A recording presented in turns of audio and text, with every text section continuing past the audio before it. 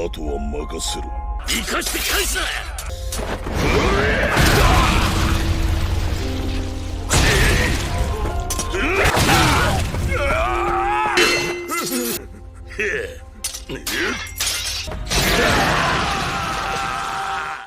Last time on Vinland Saga, Olmar failed to cut open a pig in front of the king, and this ended up embarrassing his entire family. Ouch.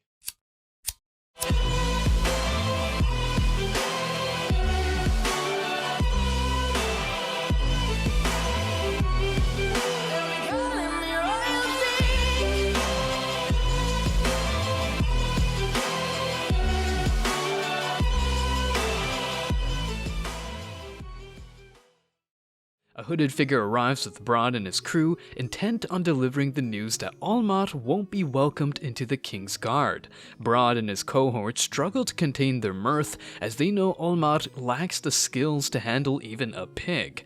Brod can't help but find Olmar's expression ridiculous and longs to ridicule him, which the hooded figure permits. As they approach Olmar, the hooded man remarks that their own faces are equally absurd. As Brod strides over to Olmar, he confidently introduces himself, determined to deliver a message from Wolf.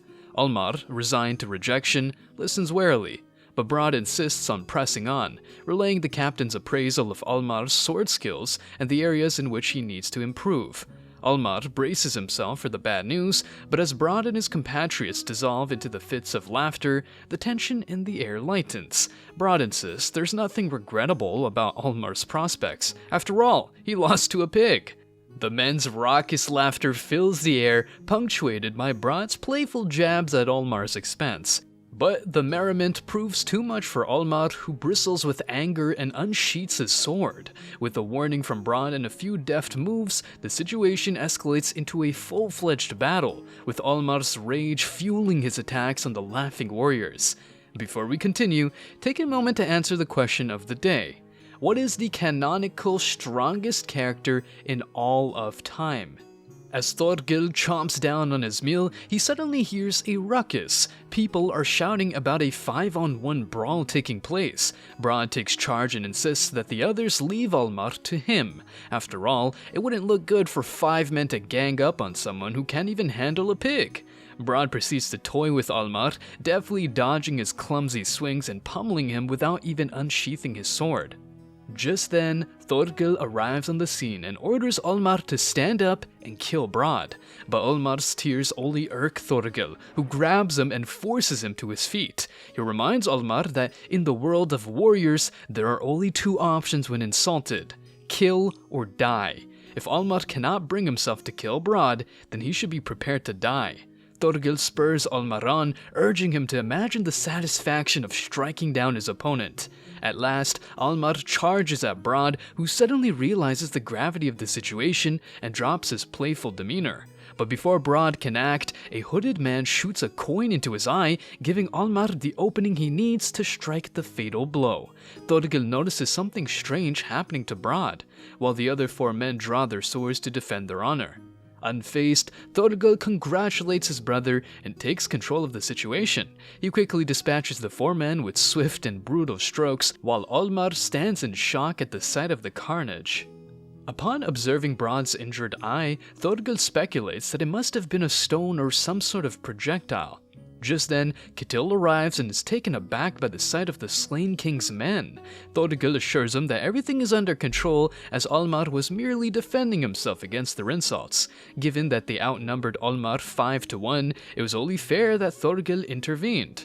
While Ketil points out that duels are outlawed, Thorgil retorts that nobody really cares about that law, and that insults of such nature always come with a price. As the guards arrive on the scene, they are puzzled to see Olmar still alive and question what has occurred.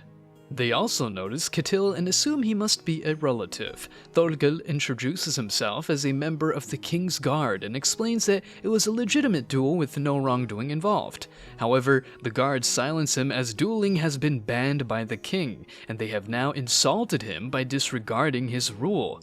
Consequently, Thorgil and his companions are taken into custody.